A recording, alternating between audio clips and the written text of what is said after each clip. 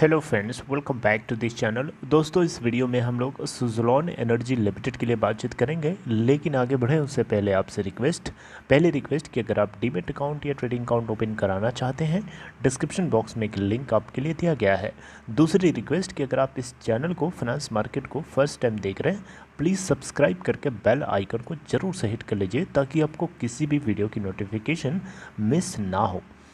दोस्तों, last trading session में सुज़लोन अगर हम देखें तो 6.30 के ऊपर ओपन हुआ। अपर सर्किट बैंड लगा था 6.55 का, लेकिन हाई नहीं बनाया। 6.05 का लो बना डाला था, और जबकि लोअर सर्किट बैंड 5.95 का लगा था, काफ़ी करीब था लोअर सर्किट से। बंद हुआ 6.15 के ऊपर, जो कि अगर आप देखें तो प्रीवियस क्लोजिंग प्राइस 6.25 के कंपेयर में 0.10 पैसे डाउन है, यानी रुपए डाउन है, यानी 1.60% नीचे बंद होता है। टोटल वॉल्यूम 23.5 मिलियन, यानी 2,35,31,284। मार्केट कैप है 5,474 करोड़ रुपए, और इसका 52 वीक लो है 2.70 का, और हाई है 9.45 का। कल के दिन, फ्राइडे के दिन डिलीवरी स्टेटस अगर आप देखें तो टोटल एनएसई और बीएसई पे ट्रेडेड वॉल्यूम का 49.9%, तकरीबन 50% की डिलीवरी उठाई गई। इससे पहले 2 सितंबर को 54.8%, और उससे पहले 1 सितंबर को 55.3% की डिलीवरी काफ़ी ज़्यादा क्वांटिटीज़ में उठाई जा रही हैं। इस बात को नोटिस करिएगा। आइए एक खबर डिस्कस करते हैं। दोस्तों, यहाँ पे अगर आप देखें तो खबर ये है कि अडानी रिन्यू पावर, ये दो ऐसी कंपनीज हैं इंडिया के अंदर जिन्होंने SECI के, यानी solar energy corporation of India limited के 1.2 गीगावाट यानी 1200 मेगावाट के विंड ऑक्शन में इन दोनों ने सबसे ज़्यादा माल जीता है। मेरी बात समझ रहे हैं?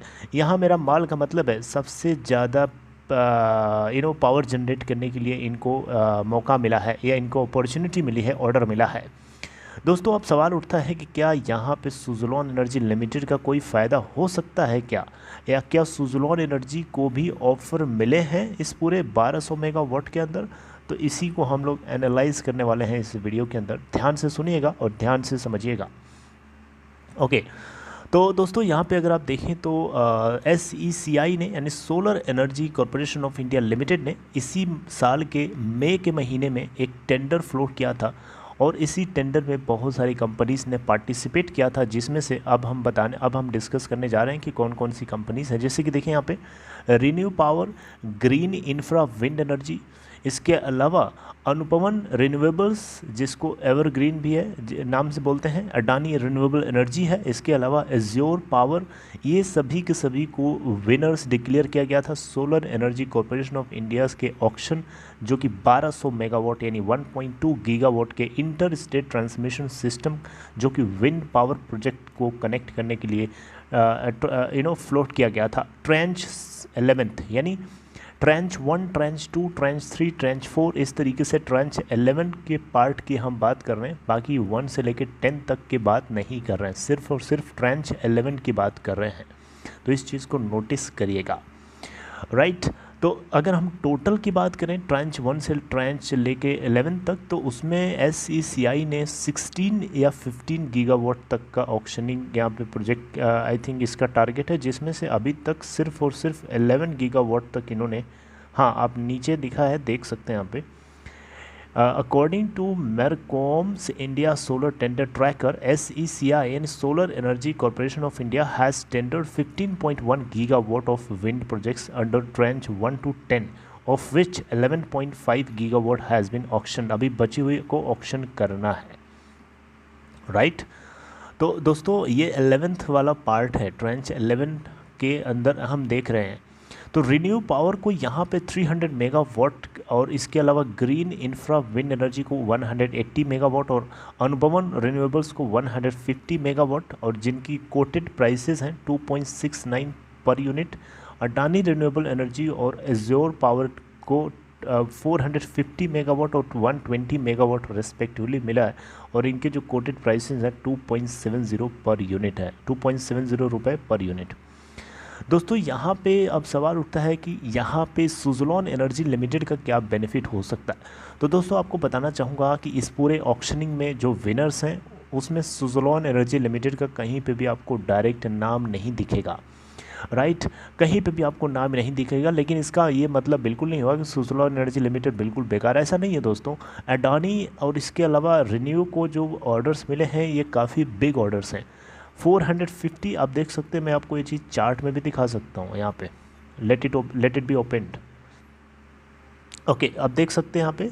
ऑलराइट, ये देख सकते हैं रिन्यू पावर को 300 मेगावाट और इसके अलावा अडानी रिन्यूएबल एनर्जी को 450 मेगावाट का आप देख सकते हैं यहाँ पे। और तो ये जो ऑर्डर है ये बहुत बड़ा ऑर्डर है, और ये जो बड़ा ऑर्डर है तो डेफिनेटली यहाँ पे कहीं न कहीं हो सकता है कि सुज़लोन एनर्जी लिमिटेड को, देखिए सुज़लोन एनर्जी लिमिटेड एक कंप्लीट सोल्यूशन प्रोवाइडर है, और यहाँ पे ये जो प्रोक्योरमेंट करना है इसके लिए जो लैंड की ज़रूरत होगी, जो ज़मीन लैंड एक्वाइजेशन की जो ज़रूरत होगी वो SECI ऑफ़र नहीं करेगा, या SECI उसको उसकी व्यवस्था नहीं करेगा। ये जिम्मेदारी है इन कंपनीज़ की जिन्होंने बिड को जीता है, जिन्होंने इस ऑक्शन में पार्टिसिपेट किया और बिड को विन किया है। उनकी रिस्पॉन्सिबिलिटी है लैंड को एक्वायर करना, उसके ऊपर पावर को एक प्रोक्योर करना, फिर उसको डिलीवर करना। तो हो सकता है कि इस पूरे प्रोसेस के दौरान हो सकता है किसी जगह पे सुज़लोन एनर्जी लिमिटेड को अडानी की तरफ से या रिन्यू पावर की तरफ से कुछ प्रोजेक्ट मिल जाए जो उस प्रोजेक्ट को प्रोक्योर करने में कहीं से साइड से मदद करने को मिले, जैसे कि इंस्टॉल करने को मिल सकता है ना, या इस तरीके की कोई भी प्रोजेक्ट हो सकता है। देखिए ये एक एजम्पशन है, ऐसा कहीं लिखा नहीं है, राइट, लेकिन पॉसिबिलिटी है दोस्तों। और यहाँ पे एक और क्वेश्चन उठता है कि सुज़लोन एनर्जी लिमिटेड ने पार्टिसिपेट क्यों नहीं किया था। तो दोस्तों सुज़लोन एनर्जी लिमिटेड के पास ऑलरेडी बहुत सारे प्रोजेक्ट्स हैं, उनको वो प्रोक्योर करके दे नहीं पा रहा, डिलीवर नहीं कर पा रहा है अभी, क्योंकि उसके पास प्रोजेक्ट को एग्जीक्यूट करने की कॉस्ट नहीं है, उसके पास फंड नहीं है, लिक्विडिटी क्रंच है।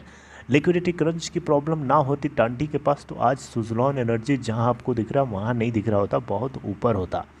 लेकिन इसी की वजह से वो अपने एग्जिस्टिंग प्रोजेक्ट्स को एग्जीक्यूट नहीं कर पा रहे हैं, तो दूसरा कैसे कर सकते हैं, है ना, एक बहुत बड़ा क्वेश्चन है, राइट। तो इसी के चलते उनकी जो एग्जिस्टिंग शेयर होल्डिंग है वो भी गिरवी रखी गई है, उसी के आधार पर वो अपना काम चला रहे हैं। और आगे देखते हैं दोस्तों कि अभी इसकी कंपनी की नेक्स्ट AGM है आने वाले कुछ दिनों में, और एनुअल जनरल मीटिंग में क्या फ़ैसला लेता है बोर्ड और क्या कंपनी की तरफ से डिसाइड किया जाता है ये हम लोगों को पता चलेगा। ज़रूर मैं आपसे डिस्कस करूँगा, आपको परेशान नहीं होना है, राइट। तो दोस्तों ये थी complete information regarding this whole 1.2 gigawatt के इस पावर के लिए क्या खबर है आपको। आई होप कि समझ में आ गया होगा। I hope you like it. अगर आपको ये कंटेंट अच्छा लगा हो तो लाइक करके इनकरेज कर सकते हैं इस वीडियो को, and if you want you can share this video to your friends also, and take care, see you next time.